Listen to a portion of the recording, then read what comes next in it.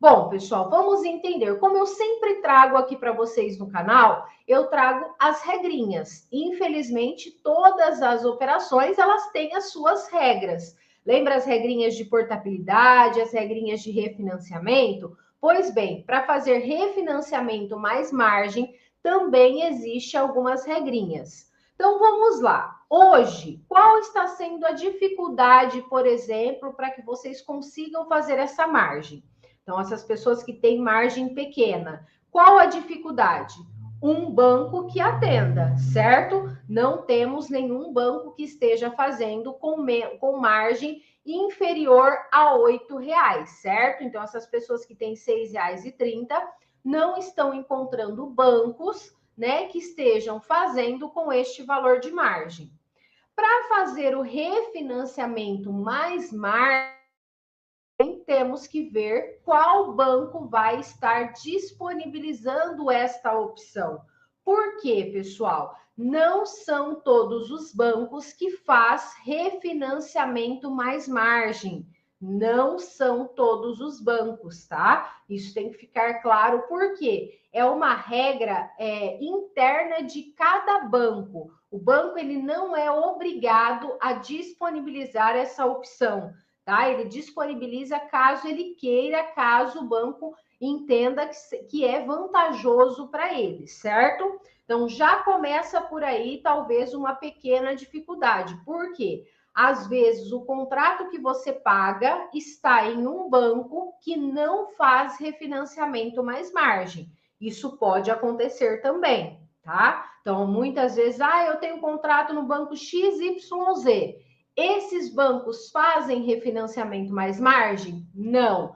Então, pronto, já se deparou com um problema, tá? Então, primeiramente, nós temos que entender qual o banco que está fazendo o refinanciamento mais margem, tá bom? Então, sempre tem que ter essa preocupação. Depois, tá? Você tem, vamos supor, pelo banco X, o banco X faz refinanciamento mais margem.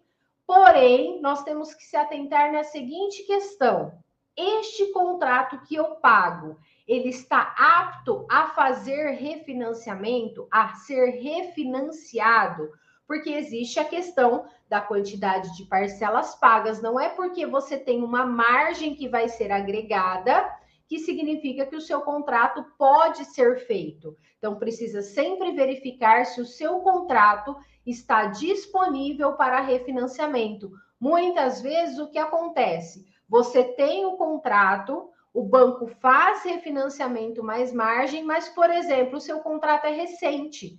Você não pagou muitas parcelas, pagou poucas parcelas. O que vai acontecer? Este contrato não vai abrir para refinanciamento. Então, por mais que você tenha a margem, muitas vezes você não vai conseguir refinanciar. Então, sempre tem que se atentar nessas regrinhas que eu estou passando para vocês, tá? Verificar se o banco disponibiliza refim mais margem, verificar se o seu contrato está disponível para refinanciamento, se ele realmente abre para refinanciamento, e por fim, se realmente fazendo a simulação vai liberar troco para vocês, tá? Porque muitas vezes o que acontece?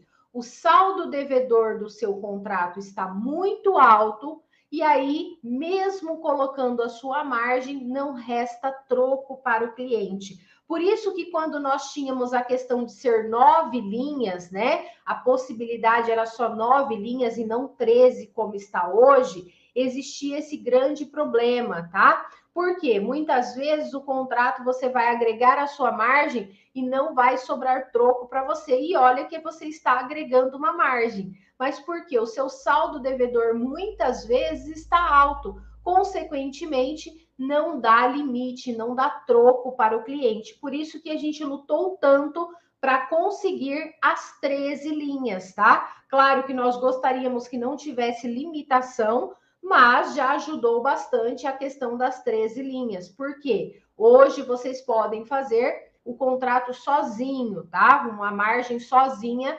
justamente para não ter esse tipo de problema, para não correr esse tipo de risco, ou seja, agregar uma margem e mesmo assim não ter troco, tá, pessoal?